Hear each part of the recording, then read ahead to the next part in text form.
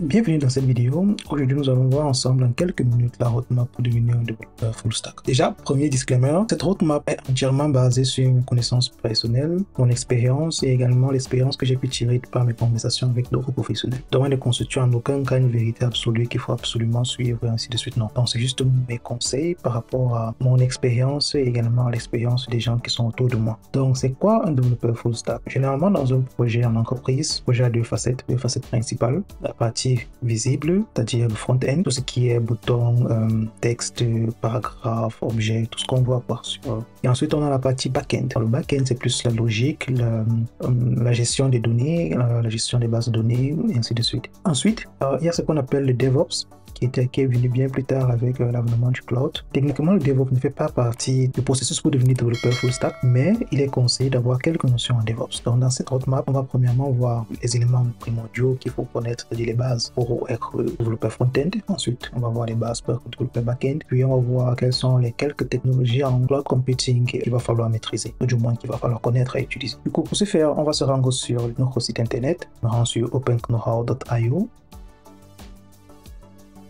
Ensuite, je vais au niveau de cours, on a roadmap et devenir full stack développeur. Lorsque je scrolle un peu, on a notre roadmap. Donc, c'est avec ça qu'on va travailler. Donc, premièrement, comme on dit, c'est devenir développeur full stack. La première étape, c'est de maîtriser le HTML, ensuite le CSS. Une fois qu'on a essayé de se renseigner sur les bases du HTML et du CSS, commencer déjà à faire quelques projets. Donc, on peut faire une petite page web statique qui affiche, je sais pas, les recettes de cuisine, et ainsi de suite. La prochaine étape, c'est le JavaScript. JavaScript, en fait, pour ceux qui ne connaissent pas, c'est le langage de programmation utilisé pour le web. C'est-à-dire, c'est ça qui va dynamiser nos pages. C'est avec le JavaScript qu'on va pouvoir faire la gestion des clics sur les boutons, l'interactivité et ainsi de suite. Donc, une fois super, vous pouvez faire quelques petits projets pour vous familiariser avec le JavaScript. Ensuite, nous avons NPM qui est un gestionnaire de package de Node.js. Donc, ce niveau-ci, on n'avait pas forcément besoin d'avoir des connaissances en Node.js. Il veut juste connaître comment utiliser NPM, comment créer un projet et comment installer des bibliothèques qu'on va retrouver dans le registre d'NPM. Et c'est la force en fait du JavaScript moderne, parce qu'il y a pas mal de bibliothèques qui sont développées par les gens de la communauté, par les entreprises, et vous avez cette possibilité-là de réutiliser ces bibliothèques dans vos projets. Donc après cette étape, nous vous conseillons de faire un petit projet qui va utiliser des bibliothèques externes qui ont été développées par d'autres personnes. Puis vient ensuite le premier outil pour la gestion des versions qui est Git. Donc Git permet de gérer toutes les versions de notre projet et d'avoir ces différentes versions, son évolution au fil du temps. Donc supposons que je travaille sur un projet. Actuellement, j'ai fait peut-être 4 features et ces features marchent et je veux enchaîner avec la 5e feature. Mais cette 5e feature va nécessiter que je change beaucoup de choses sur mon code. Ce que je peux faire, c'est faire un commit sur Git, une sorte de sauvegarde de la version actuelle, et ensuite je peux commencer à faire des modifications pour la 5e option. Et si je me rends compte que bon, j'ai gâté pas mal de choses et j'aimerais revenir à une version ultérieure, je peux utiliser Git et revenir à une version ultérieure. On appelle ça les commits. Donc avec Git, vous allez voir le système de commit, le système de branche. Une fois cela fait, votre code ne va pas forcément rester sur votre machine. Maintenant, nous avons différents services qui sont couplés à Git qui permettent en fait d'héberger votre code en ligne. Et parmi ces services, on a le plus célèbre qui est GitHub. Mais nous avons également GitLab et pas mal d'autres. Donc, GitHub est gratuit. Il est gratuit pour utilisation personnelle et pour les entreprises, il est payant. Et il vous permet en fait de conserver votre projet en ligne tout en conservant les fichiers Git. Donc, votre projet en ligne va avoir les branches, les commits, et vous pourrez également inspecter les différentes versions de votre projet au fil du temps. Une fois cela maîtrisé, on va passer au framework. Nous avons d'abord les frameworks CSS comme Tailwind, comme le Sass. Il va falloir un peu connaître. Ce sont des frameworks qui vous permettent de facilement faire votre projet et de ne pas trop avoir à gérer la partie CSS. Lorsque le CSS est peut-être géré par ces frameworks, par exemple, ça part très vite, ou tout aussi très vite, sans avoir à être un expert en CSS. Ensuite, nous avons les frameworks JavaScript.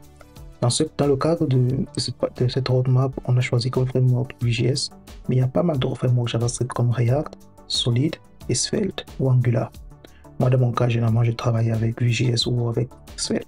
Donc, lorsqu'on a maîtrisé les frameworks, nous vous conseille faire un projet avec tout ça, faire un projet qui va essayer de rassembler tout ce que vous avez vu jusqu'ici, c'est-à-dire HTML, CSS, JavaScript, Hidden Package qui viennent avec NPM, la gestion des versions avec Git, et également sauvegarder son projet sur GitHub. Et le projet sera fait peut-être avec Vue.js et vous allez introduire Tailwind CSS à l'intérieur. Ensuite vient le développement back-end. Le développement back-end, pour faciliter les choses, vous pouvez faire un back-end avec plusieurs langages comme JavaScript. Dans le cas de JavaScript, nous avons Node.js. Vous pouvez également utiliser Java avec Spring Boot par exemple. Il y a également Go, Python, et ainsi de suite. Pour cette roadmap, on a choisi de prendre Node.js. Pourquoi? Parce que Node.js utilise JavaScript et vous avez déjà eu à apprendre JavaScript à la troisième étape. Donc ça fait en sorte qu'on n'a plus besoin d'apprendre un deuxième langage de programmation supplémentaire. Node.js en fait, généralement, il vient couplé avec NPM et comme dit tantôt, Node.js permet de faire les serveurs. Ça permet également de faire pas mal d'autres choses qu'on aura le temps de voir sur la chaîne. Mais grosso modo, le but principal de Node.js, c'est faire des serveurs avec JavaScript. Une fois cela fait, votre serveur peut exposer ce qu'on appelle les API. Donc, vous allez essayer de créer par exemple une CLI application avec Node.js. Une CLI application, c'est une application qui fonctionne sur le terminal. On peut faire une application qui va demander à l'utilisateur d'ancrer quelque chose, entrer un chiffre et peut-être calculer les choses avec. Il y a pas mal de petits exemples. Ensuite, clique dessus, vous pouvez voir, on essaie de noter les petits exemples d'applications que vous pouvez faire. Actuellement, c'est encore en anglais, mais on est en train de travailler pour avoir la version en anglais et la version en français. Il va falloir prendre une base de données. Généralement, c'est PostgreSQL qui est conseillé. On aura également MySQL, vous avez MongoDB. Bon, prenez une base de données au choix. Mais dans mon cas, je vous conseille Postgre parce que avec Postgre, vous allez pouvoir vous familiariser avec les bases de données SQL. Encore une fois, comme tutoriel pour le point de contrôle, vous pouvez créer une application CRUD. CRUD veut dire Create, Read, Update and Delete, qui va permettre en fait d'ajouter des éléments dans une table, de les supprimer, de les modifier. À ce niveau, c'est une application qui est généralement très conseillée, c'est la To-Do List. On fait une application de To-Do List où l'utilisateur pourra créer un To-Do, créer des éléments de la To-Do, lire ces éléments, les updates et également les supprimer. Prochain point maintenant, ça consiste à faire ce qu'on appelle un RESTful API. API veut dire Application Platform Interface et en fait ça consiste à mettre sur pied un programme qui va jouer le rôle d'intermédiaire entre votre front-end et votre back-end. Donc supposons qu'en back-end, j'ai eu à créer pas mal de fonctions avec Node.js, fonctions qui permettent par exemple de créer une to-do dans une base de données, de supprimer la to-do, peut-être la to-do, ainsi de suite. Et j'aimerais maintenant que mon application front-end puisse utiliser les fonctionnalités que j'ai créées dans le back-end. Donc à ce niveau, vous allez créer une API. Et l'API va jouer le rôle d'intermédiaire, c'est-à-dire dans l'API, vous allez décrire, OK, avec le endpoint create, ça permet par exemple de créer une to-do. Et côté front-end, vous allez utiliser une bibliothèque comme par exemple Axios ou bien directement la fonction fetch qui vient par défaut dans JavaScript. Ensuite, nous avons les GWT Authentication. Ce n'est pas très obligatoire de maîtriser ceci, mais ça vous permet en fait de connaître la notion d'autorisation et de token. Dans le monde professionnel, les API sont pas du temps protégés et c'est pas tout le monde qui peut accéder à une API. Par exemple, les entreprises de nos jours ont pas mal d'API et vous allez voir, pour accéder à ces API, on va vous demander ce qu'on appelle un token. Un token, c'est un peu comme une clé d'activation, une clé secrète. Et cette clé doit être le plus random possible. Donc, il y a pas mal d'algorithmes de cryptographie qui permettent de créer cette clé. Et en JavaScript, pas mal les GWT tokens. Je vais pas entrer trop dans les détails. Si vous cliquez ici, vous allez voir pas mal d'autres descriptions et également des articles qu'on a eu à ajouter qui vont vous aider à comprendre mieux en quoi consistent les GWT tokens. Tout ce que vous pouvez comprendre, c'est que ces tokens sont utilisés comme moyen de sécurité pour l'authentification pour accéder aux API. Nous avons également Redis. C'est pas très obligatoire de maîtriser Redis. Redis, c'est une technologie qui permet en fait de gérer également les bases de données, mais en mémoire. Donc, si vous voulez plus de détails, encore une fois, il y a des articles qu'on a eu à ajouter, également des vidéos. Maintenant, le prochain point de contrôle, c'est de créer une application complète, c'est-à-dire créer la partie front-end de notre application en HTML, CSS et JavaScript, utiliser les packages qui viennent d'NPM lorsqu'on vous en aura besoin, utiliser Git et GitHub pour la gestion des versions, également pour le hosting de vos codes sources en ligne, utiliser Vue.js comme framework JavaScript, ajouter Tailwind comme framework CSS pour faciliter en fait la création de vos front-end, puis faire le back-end avec Node.js, utiliser Postgres comme technologie de base de données, mettre sur pied l'API qui va permettre au front-end de consommer les fonctionnalités que vous avez créé côté back-end, ajouter les JWT tokens pour l'authentification pour ne pas permettre à n'importe qui d'utiliser vos fonctionnalités en back-end, bien votre API, puis utiliser Redis pour la base de données in-memory. Mais encore une fois, c'est pas très obligatoire. Donc avec cette application, vous vous rendez compte que vous allez maîtriser plus ou moins ce qu'on appelle le full stack, c'est-à-dire vous faites du front-end et du back-end. Prochain point maintenant, c'est le DevOps. Dans le mot DevOps, nous avons Dev et Ops. DevOps. Dev pour développement, Ops pour optimisation. Donc le DevOps en fait, ça consiste en un cycle de travail. Nous allons faire une autre vidéo plus précisément dessus parce que c'est vraiment très intéressant. Dans la première étape, on a le développement et après nous avons toutes les opérations qu'on doit faire pour permettre une optimisation du service. Donc supposons qu'on a créé une autre application comme ceci, mais ça c'est la phase de développement, c'est-à-dire le front-end, le back-end. Ensuite, on voudrait mettre notre application en ligne, que les utilisateurs puissent l'utiliser, et on aimerait également automatiser le processus de mise en ligne. Donc pour pouvoir le faire, première étape, il faut connaître un peu les bases de Linux parce que la plupart des serveurs en ligne, c'est des serveurs Linux, soit Ubuntu, soit n'importe quoi, mais ce sont des serveurs qui sont basés sur Linux. Donc vous devez connaître ces bases, connaître un peu quelques commandes utilités dans le terminal. Donc encore une fois, si vous cliquez sur ce node, vous allez avoir une description et quelques vidéos et cours qu'on a eu à collecter qui seront utiles. Puis vous devez connaître les bases de AWS. Ceci vraiment c'est dans le cadre vraiment professionnel, mais dans le cadre personnel, vous pouvez sauter cette étape. Mais si demain vous voulez être vraiment compétent et attractif sur le marché de l'emploi, il est vraiment conseillé d'avoir des bases en AWS. Donc encore une fois, vous avez pas mal d'articles, de vidéos qu'on propose et ces bases généralement AWS est quelque chose d'assez plus ou moins complexe parce qu'AWS a tellement de services, vraiment beaucoup, et vous allez voir il y a S3, il y a SES, il y a VPC, EC2. Et encore une fois, on n'a pas trop besoin de ça, il y a déjà des services qui sont basés sur AWS qui vous permet d'héberger vos sites facilement, un peu comme DigitalOcean via Hostinger. Donc point de contrôle à ce niveau, c'est de voir comment utiliser ces bases ici pour déjà héberger votre application. Pour le monitoring, on a encore une fois d'applications, des technologies comme par exemple Grafana qui vous permet en fait d'avoir des statistiques par exemple sur le nombre de visites de vos pages internet, où est-ce que les gens ont cliqué, où est-ce que les gens n'ont pas cliqué, quelles sont les pages les plus visitées, quels sont les boutons les plus cliqués, ainsi de suite. Donc ça permet d'avoir pas mal de métriques. Et puis nous avons GitHub Action. GitHub Action ou alors le CI/CD.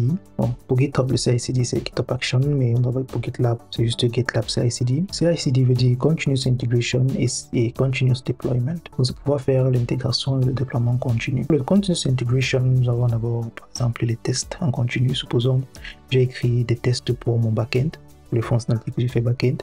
Et pour mon front-end, j'ai également écrit quelques tests d'automatisation. Et j'aimerais qu'à chaque fois que je push les changements sur GitHub, ici, à ce niveau, c'est-à-dire je tape git commit, ensuite j'envoie les changements que je vais faire sur GitHub. Et j'aimerais qu'à chaque fois que je fais ça, qui est ce qu'on appelle un pipeline, c'est-à-dire une séquence d'instructions qui vont automatiser certaines tâches. Et parmi ces tâches, il y a d'abord l'exécution automatique des tests pour mon back-end, ensuite l'exécution automatique des tests pour mon front-end. Et si ces tests-là ont des erreurs, j'aimerais avoir recevoir une notification, soit par mail, soit par SMS. Et si ces tests n'ont pas d'erreur, on peut maintenant continuer sur la partie Continuous Deployment, c'est-à-dire faire un build de mon projet. Ensuite, lorsque mon projet sera build, partir l'héberger dans mon hébergeur ou alors sur Hostinger ou bien sur AWS. Et tout ceci automatiquement sans avoir à le faire manuellement. Donc, vous pouvez le faire manuellement si vous voulez, mais le but vraiment c'est d'automatiser ce process-là. Pourquoi? Parce qu'en entreprise, on veut vraiment gagner en temps et ça sera très pénible si à chaque fois qu'un travailleur ou bien qu'un employé a eu à faire un changement et qu'il faut encore passer manuellement pour faire chacune cette chose-là, c'est-à-dire lancer les tests unitaires, lancer les tests d'intégration et également build le projet, partir maintenant copier le résultat du build et partir le mettre sur l'hébergeur. Ensuite, nous avons Ansible. Ansible et Terraform sont deux outils très utiles qui vont vous permettre de faire la configuration de vos serveurs. Donc, supposons que notre application qu'on a créée avec Node.js et Frontend là nécessite des installations préalables qu'il faut dans le serveur. Par exemple, il faudrait installer Node.js dans notre serveur pour que notre backend puisse être lancé. Il faudrait également installer, je sais pas trop, PostgreSQL dans notre serveur, installer Redis, installer d'autres choses. Par exemple, on n'aimerait pas faire ça chaque fois manuellement. Donc le but vraiment c'est de pouvoir avoir des fichiers dans lesquels on va décrire quelles sont les caractéristiques que notre serveur doit avoir, quel genre de serveur il nous faut. Donc ici, on peut utiliser par exemple des outils comme Docker, avoir un Dockerfile ou alors Ansible et Terraform. C'est-à-dire, je vais décrire mon application doit tourner dans un serveur Ubuntu, pas Linux, Ubuntu, dans un serveur Ubuntu. Et ce serveur-là doit être la version 20.14 d'Ubuntu. À l'intérieur, j'aimerais installer Node.js, j'aimerais installer Python, j'aimerais installer Redis, j'aimerais installer, je sais pas quoi, NPM, et ensuite, je peux décrire, ok, une fois que ces installations-là sont faites, copie tel fichier, tu mets à l'intérieur, copie ceci, tu mets à l'intérieur, fais ceci, fais ceci, fais ceci. Donc, j'essaye de décrire, en fait, dans un fichier ou dans différents fichiers, quelle est l'infrastructure que mon serveur doit avoir, quelles sont les connexions que mon serveur doit avoir. Supposons même que j'aimerais avoir un serveur pour le back-end à part, un serveur pour le front-end à part, et j'aimerais que ces deux serveurs communiquent entre eux, en passant également par des gateways. Vous voyez que ça fait beaucoup de choses, beaucoup de paramétrage. Et c'est qu'à chaque fois qu'on push quelque chose sur GitHub, il faut paramétrer tout ça manuellement. Ça va prendre énormément de temps. C'est la raison pour laquelle on a des technologies comme Ansible, Terraform avec Docker, Kubernetes qui permettent d'automatiser ces process-là. Donc de décrire déjà une seule fois pour toutes quelles sont les infrastructures qu'on veut, quels sont les paramètres qu'on veut pour nos serveurs. Et à chaque fois, ces technologies-là vont se charger de faire l'installation pour nous de façon automatique. Donc pour le point de contrôle, lorsqu'on va définir l'infrastructure, on aura fait l'automatisation. On va avoir finalement un projet complet qui a un front-end, un back-end. Également, on a la gestion des versions de notre projet avec GitHub. Puis, notre projet est hébergé sur un service d'hébergement qui fonctionne à base de Linux. On a notre service de monitoring. On a également GitHub Action avec nos pipelines pour pouvoir faire du CI/CD, c'est-à-dire lancer automatiquement les tests et lancer automatiquement le déploiement. On a nos technologies qui nous permettent également de faire l'automatisation de la configuration de notre serveur et des infrastructures dont on a besoin. Grosso modo, c'est un peu ça qu'il faut connaître, ce sont les bases qu'il faut connaître pour être full stack. Là, on a vu que les bases, c'est-à-dire pour le front, on a vu que les bases, pour le back-end, juste les bases, également pour le DevOps, seulement les bases, c'est-à-dire le minimum qu'il faut. Donc, nous avons d'autres roadmaps pour avoir vraiment la roadmap en profondeur du front-end. Quelles sont les technologies du front-end qu'il faut vraiment connaître si on veut devenir un expert front-end. Ensuite, on a également la roadmap pour le back-end, c'est-à-dire quelles sont les technologies qu'il faut connaître pour devenir un expert back-end.